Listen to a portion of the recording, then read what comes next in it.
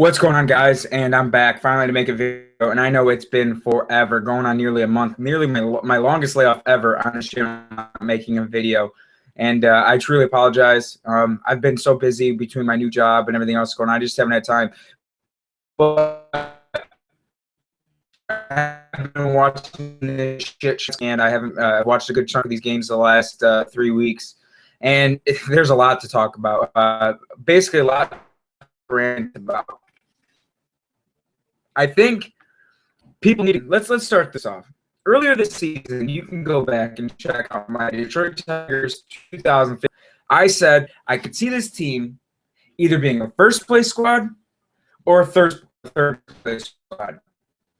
And right now, they're a third-place squad. This is – I just coming into the season, there's just so many questions. How is this new team going to look? You're losing, Verlander was hurt. Is Anibal Sanchez, could he be all right? How's the back of the rotation going to look with Simon and Green? How's the bullpen going to do? This to offset, some offense. Because you traded Porcello after he had an amazing year. And you knew there was going to be more speed. The defense was going to be better. And at this point, the Tigers are top 3 team in the American League for steals. Their defense is one of the best in the big leagues. I think it's the best in the AL right now. Their bullpen, believe it or not, is the 9th best bullpen in baseball. It's got an ERA just shade under 3.62. So that's been a surprise. But this team has been the most inconsistent crap. You look at their last 27 games. They had an 8-game losing streak, won 6 or 5 of 8, lost 4, and then won today 12-4. Now, Tiger fans on Twitter, there was this one guy trying to be a sarcastic asshole because people are talking about potentially Tigers being set at the deadline. But they're like, Dave Dombrowski is going to make that. And I've been notorious to saying this: you don't judge a Dave Dombrowski team till after the trade deadline. Last year they got Joaquin Soria at the deadline. It didn't pan out. He is hurt. The team struggled. They get swept in the first round.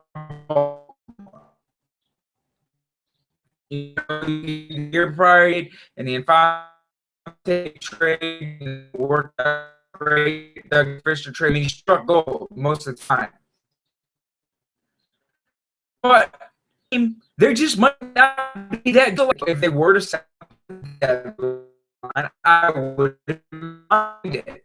Comparing it to the 12th team when they got the 12th team, had Prince Fielder, it had Miguel Cabrera, it had Johnny Peralta, and not to mention after Omar Infante came over was great. Sanchez was awesome. You had a Doug Fister who was near ace-like in the second half, an ERA under 2. Max Scherzer had an ERA under 3 in the second half of the year. Verlander was still Verlander. So you had an amazing pitching staff. Your bullpen was semi-okay. Joaquin Benoit was great. Drew was also there. So he was a nice option coming out of the pen. So it was serviceable. It wasn't as good as this year's pen because this year's pen's better than the 12 team. But, you had Torrey Hunter. Or no, wait, that was until 13. What am I talking about? But you had a better squad, a much better squad.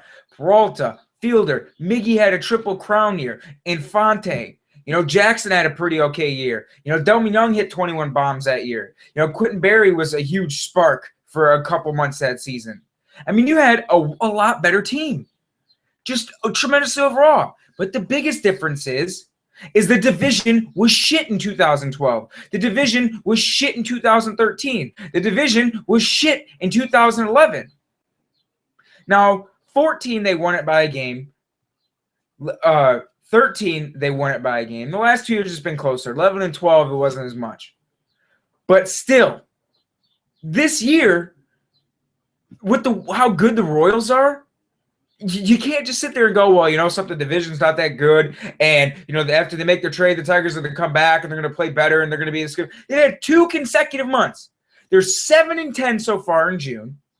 They were 3 games under 500 last month in May. You can't just sit here and go, well, you know something, they're going to start playing better and, you know, they're going to make a trade. But no, this division is good. They were 13-16 last month.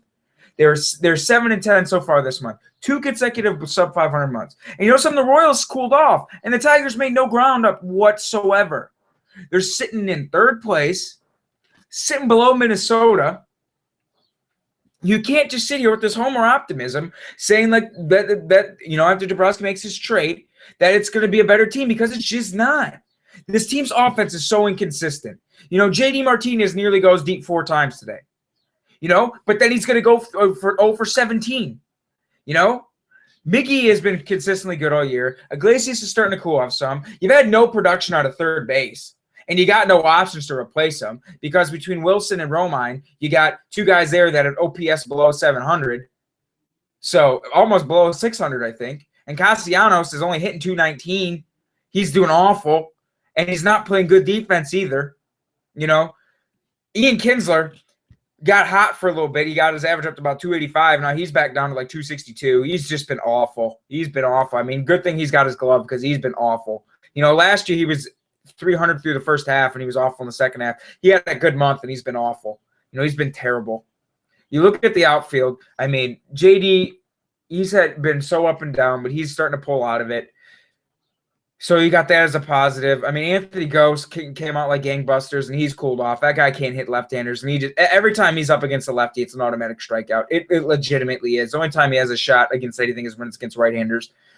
You know, this team, they're not clutch. When they're trailing after 7 innings, they're like 0 for 21. When they're trailing after 8 innings, they're 0 for 29. Here's some stats for you guys that I pulled up that are just mind-boggling.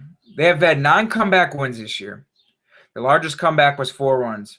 Here's a great stat for you. They have 17 blown leads this year. Largest blown lead was 4 runs. They have 4 walk-off wins and 2 walk-off losses. So far, and this is how inconsistent the offense has been, they've scored 1 run or less 10 times. They've scored 2 runs or less 16 times. They've scored 3 runs and less 6 times. They've scored 4 runs only 9 times, and they've only scored 5 runs 3 times. They've dropped the 6th spot 9 times. They've dropped 7 2 times. They've dropped 8 5 times. They've dropped 9 runs 2 times, 10 runs 2 times, 11, 13, 1 apiece. 26 of their games this year, they've scored 2 or less runs. That's almost half of your games. It's over a quarter of them. Now, I understand Victor Martinez was out, and that's a huge bat not to have in your lineup. I mean, they were awful without him there. I mean, they're way under 500. I mean, they was truly missed. You know, that's a big bat not to have in your lineup. But to have 2 or less runs scored that many times, to be 0-21 after trailing 7 innings, to be 0-29 after trailing 8 innings, maybe this team is just not that good. And like I said this at the start of the year, that this team had the potential to be a first-place squad because Miggy's going to come out, have, you know, another amazing year, and he's having a good year. You know, JD was going to repeat what he is, and, you know, he's been up and down, but he's got, 17 homers. So, you know, he's been really showing the power a little bit. And he has, I think, 7 home runs in his last, 15 games. You know, Cespedes hasn't really shown the power, but he's been consistent with the bat. But you got so many other holes in your lineup. Rajay and Ghost, I mean, those guys really can't hit. You're getting nothing out of Castellanos. You know, Tyler Collins is giving you pop off the bench, and what do? Instead of optioning someone like Josh Wilson down, you keep his ass up here for a backup infielder instead of keeping Romine, and you send down Tyler Collins. Why? Tyler Collins has already had a big pinch-hit home run in Cincinnati this year. He's a left-handed power bat off the lineup, but you send him down instead of Josh Wilson. Doesn't make any sense. You know, you're getting no production out of catcher. McCann was good for his first couple weeks, and McCann has a cannon behind the plate, and he's really sound defensively. But, you know, his bat is showing what it's going to be. You know, Brian Holiday, he's just a backup catcher. I mean, what do you expect out of him? And then you look at this team's rotation. Watching Verlander is brutal. I was at his first start back. First batter he faces, he gets a strikeout on. He only struck out one more guy the rest of the game. That was it. He only went 5 innings, gave up a home run to Carlos Santana. And just watching him pitch against the Yankees, now he gave up 3 home runs. A couple of those shots were Yankee Stadium shots. What are you going to do about it? You know, they're real cheap, especially A-Rod's 3,000th hit, which I'm glad Zach Hampel caught, and I hope Hampel makes A-Rod pay for that ball. I really do.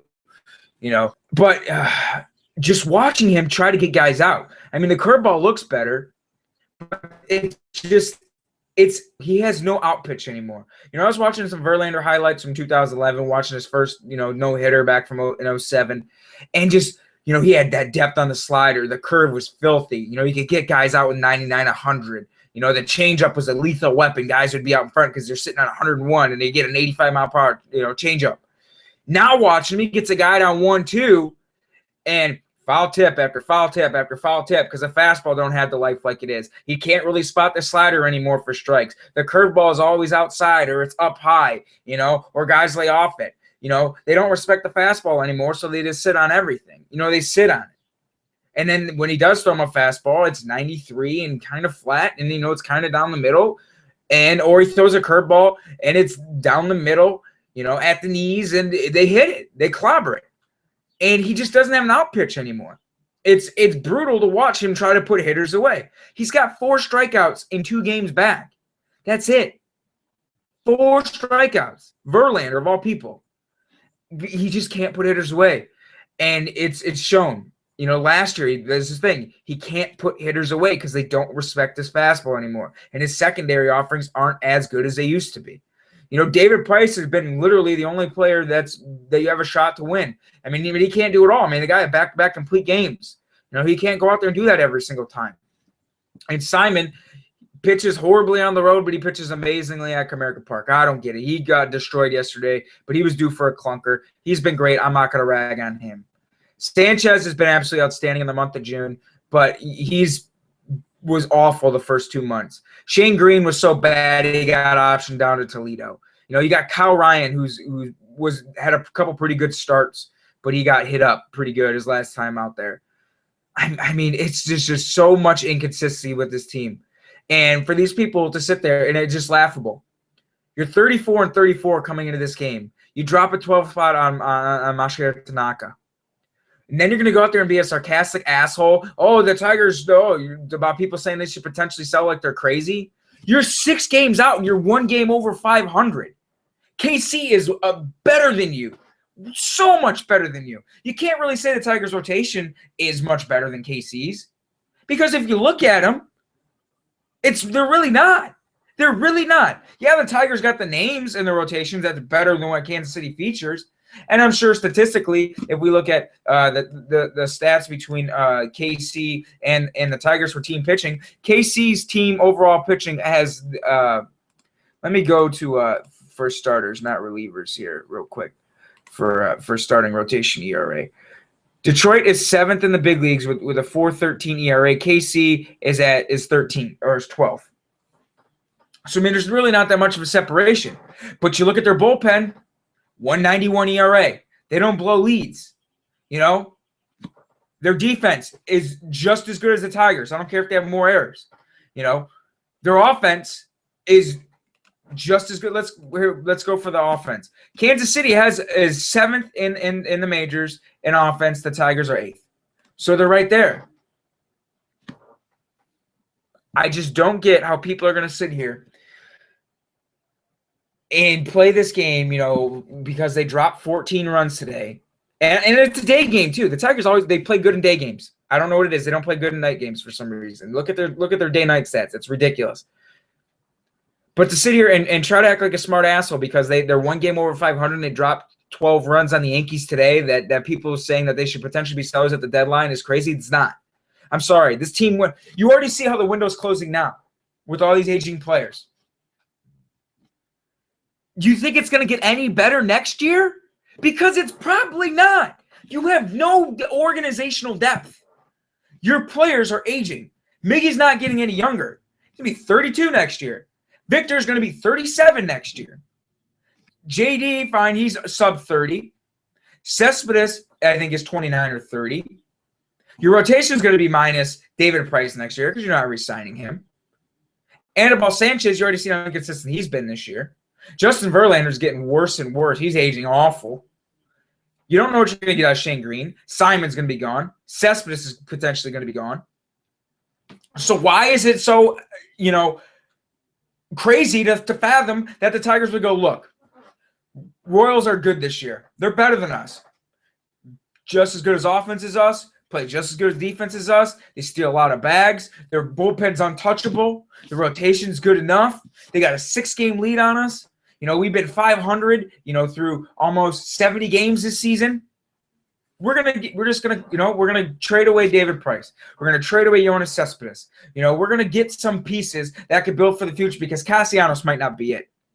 I mean, this is his second year, I know, but he's had a lot of at-bats in the big leagues, and so far he's not consistent. He hasn't shown any consistency to be able to hit major league pitching. He just hasn't. And the power this year is even more abysmal than I thought it would be. It's more abysmal than last year. The bullpen, it's fine for now, but they've blown a lot of leads. I mean, how Brad Ausmus uses Alex Wilson is beyond me. The game I went to for Justin Verlander's start, Wilson's out there, sub-2 ERA. Ausmus lets him face one batter, and he yanks him for Ian Kroll. And Kroll's fucking terrible. Grzelani's fucking terrible. Blaine Hardy's okay. I mean, Al Albuquerque, he's okay. Soria has been rough as of late, but he hasn't had any chances to pitch because they're fucking down all the time. They're losing 8 games in a row. He's coming out there when they're down 4 runs just because he hasn't pitched in 5 days. So how's he supposed to get any work? It's not that uncrazy, I think, to think they should be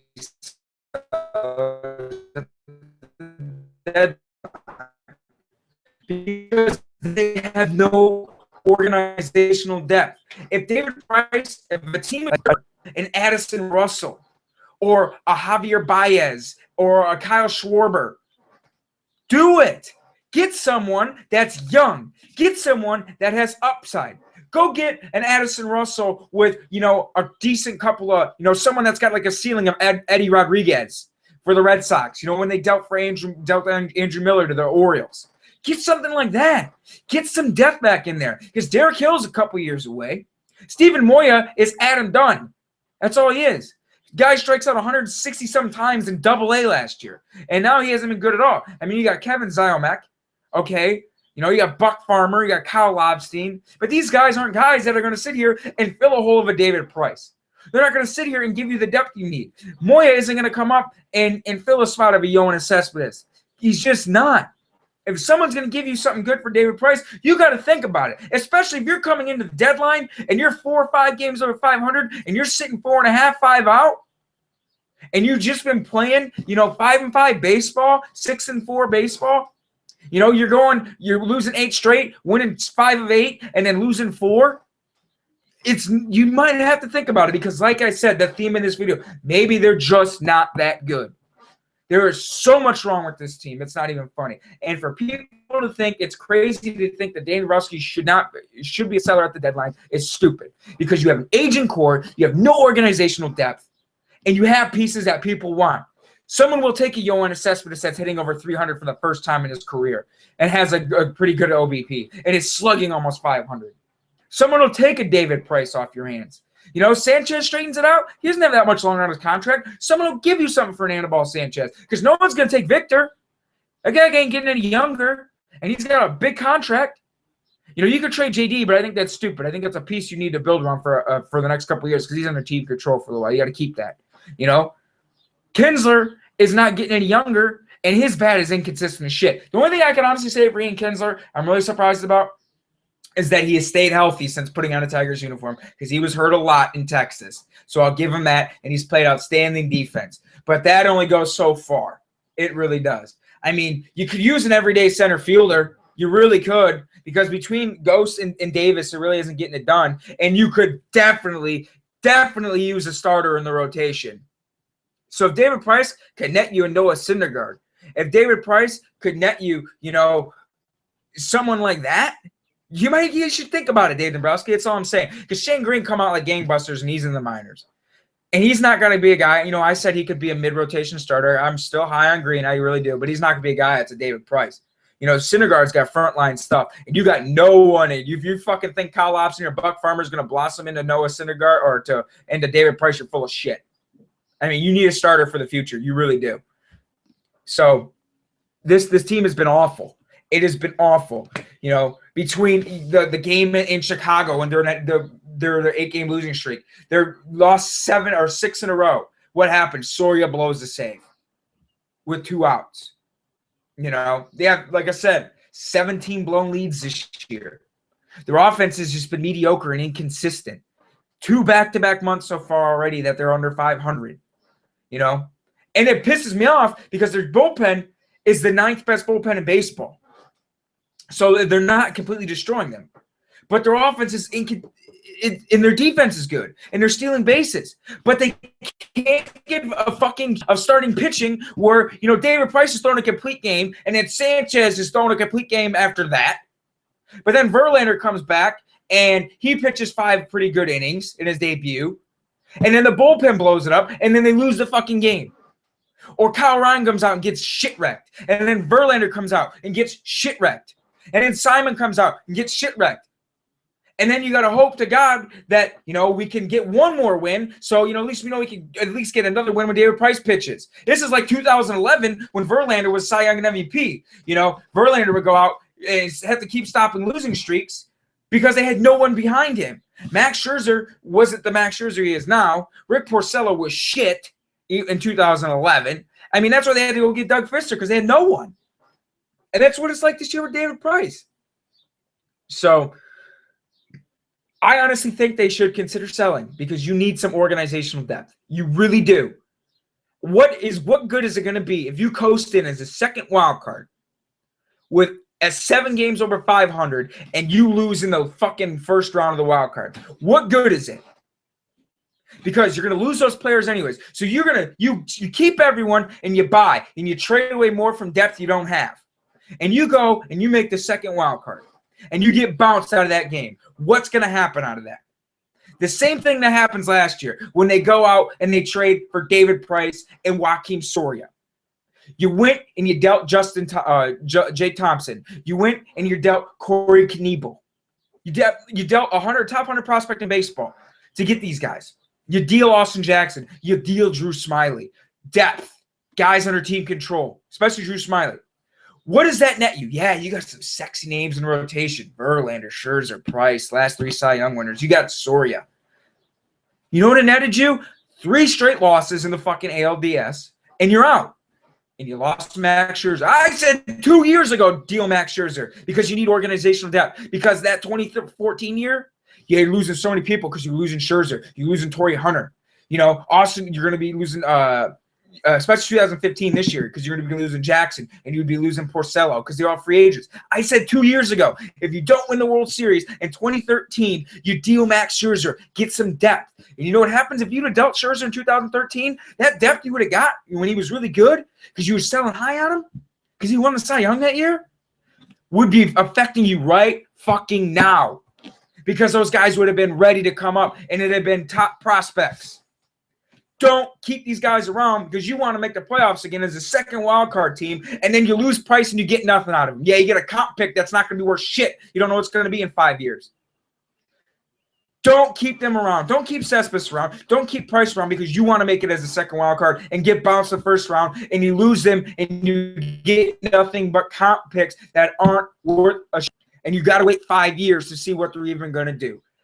That's all I'm saying. Think about it. But you know what's going to happen? They're not. They're going to be fucking stubborn about it like they were last year. They're going to be stubborn about it. You know, when they go out and deal with more people just to get Price, get Soria, and just to get swept. They're going to keep the whole fucking band together. They're going to get it as a second wild card. They're not going to win the division. They're going to lose the wild card game. They're going to lose Price. They're going to lose Cespedes. They're going to lose Simon. And then next year, you look at this fucking team, you're going to have Avila, who's going to be probably most likely to be gone because they're not going to re-sign him. So you have McCann, you'll have Cabrera, who's 32, you'll have Kinsler, who I think is going to be 32 or 33, one of the two. You'll have Iglesias, I love him, whatever, good. You have Cassiano, still inconsistent as shit. Your outfield, who the fuck's going to – you don't have Rajat Data if he goes. So that's good. 200 against righties or lefties is your fucking everyday starting center fielder. You're going to have JD. You know, you look at your bullpen, you're going to have no Joaquin Soria out there, so you have no fucking closer coming in for 2016, so you don't know who's going to be getting the ball then. You know, it's not going to be Bruce Rendon, the fucking closer of the future, because he can't even stay healthy. You know, and then your rotation, my God. You're going to have Verlander, you're going to have Sanchez, you're going to have Shane Green, and then you're going to have no one. Who's going to be fucking Buck Farmer and Kyle Lofton in your back too, or Kyle Ryan? Are you kidding me? And to think that they shouldn't consider selling at the deadline when you have chips like Cespedes and Price because you want to keep the band together to make a second wild card because you think you're only 5 games out against a Royals team that's better than you every facet of the game? You want to try to still win the division? Fuck that. You think about dealing. Like I said in the offseason, you think about letting Victor Martinez go, because you could use that money for other things. But no, they keep him. They sign him. He gets a knee injury, has to have surgery. And my biggest fear, my biggest goddamn fear was like what happened in 2013 when he comes back and he was off to a super slow start in the first half. It's like 230. And then that second half, he has a great one. A great second half, and he hits 300 for the year. Which you got to hope to God fucking happens because his team's offense is so fucking inconsistent because one goddamn day they're dropping fucking 12 runs on Masahiro Tanaka, and then for the next fucking 8 games, they drop 7. And they get fucking lose 8 straight, and then they'll win 5 of fucking 8, and then they'll lose 4 straight, and then they'll drop 15 runs, and then go fucking 500. Maybe they're not just that good. And I'm getting tired of watching this shit. I really am. I'm fucking tired of watching this goddamn team. I can't even watch a whole fucking ball game most nights sometimes without falling asleep because they're fucking up 5-3 in the 6th inning, and you know after the starter comes out in the 6th inning, was Grzelani going to be able to get someone fucking out? Ian Cole comes out. Is he going to be able to get someone out? You know, is Al Elbergray going to be able to throw strikes? And what happens? They'll get a guy, you know, they'll dance around, and then you get Job out. The worst reliever with a 1 fucking ERA I've ever saw in my life. Ever. Because this motherfucker comes out every time. With runners on, you know, 2nd and 3rd in scoring position. And what happens? He gives up both. He gets it out, then he'll give up both fucking runs. Bases will be clear besides the runner he just gave up with 2 outs. Then he'll get that runner out. And you know what happens after he gave up the 2 runs? His fucking ERA goes down more because those are inherited runners.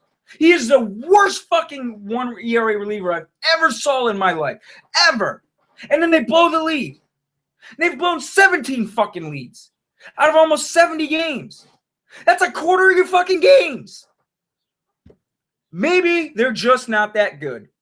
And I really, really, really, really, really hope, Dave Dombrowski, I would not mind. Seriously, I would still watch every game this team played. I know it's just me. I'm a true fan. I really am. I love this fucking team so goddamn much. I wouldn't be making these videos. But if he went and pulled some shit where he just sold and the team fucking wins 20, I would not give a shit if it netted you prospects like an Addison Russell because you traded a David Price or Noah Syndergaard. You know, you fucking. I wish Philly was a contender because I'd call them and give them fucking Price for Franco. Get a fucking third baseman that can hit. You know, that's all I'm saying. Get some fucking goddamn organizational depth because your prospects are shit. You keep dealing every year from it with no depth already. Your prospects are shit, and you're going to be losing a fuck ton of your team. You have to start thinking about the future because this little run you got is over. Stop playing this bullshit. Think about it. Maybe they're just not that good. I'm tired of fucking ranting about this goddamn team. They're the most fucking frustrating bullshit I've watched in years, since like 2010. This is the most frustrated I've been since 2010 or 2009, especially 2009. Because 2009, they were cock tees. They fucking go out and they're in first place 3/4 of the season. Minnesota's printing fucking papers that's saying, kill us now, end it now. And what do? They fucking blow the goddamn division lead with a week to go. I haven't been this fucking frustrated in years watching this team. I really am. Think about it, Dombrowski. Get some fucking depth in this goddamn team. If there's someone's going to give you some fucking prospects for David Price or Yoenis Cespedes that you can fucking win with in the next 3 years, if you got to be bad for 2 years, but you get some depth because when Derek Hill's ready and and some of your other prospects are ready to go with these guys, and you can have another 4-year window, think about it. But don't sit here and hold on to these pieces because you want to win the second wild card and get fucking bounced in the first round. That's all I'm saying. Maybe they're just not that good. And I'm tired of fucking ranting about this team. I'm done. Sorry it took me so long to make a video about this team, but it's been frustrating as shit. And frankly, I'm getting pissed. I don't feel like talking about them anymore. They've been horrible. I don't care if they dropped 12 runs. I don't give a fuck that J.D. Martinez hit 3 home runs. Because you know what's going to happen now? J.D.'s not going to hit 3 home runs the rest of the month. And Victor's not going to hit another home run for another month. That's what's going to happen. That's been the fucking MO of this team all season. So have a good one, guys. And I'll try to come back on here soon to make another video. And hopefully it's more positive because right now they're shit. They are fucking shit. There's not much positive to talk about this team. So have a good one, guys. Go Tigers.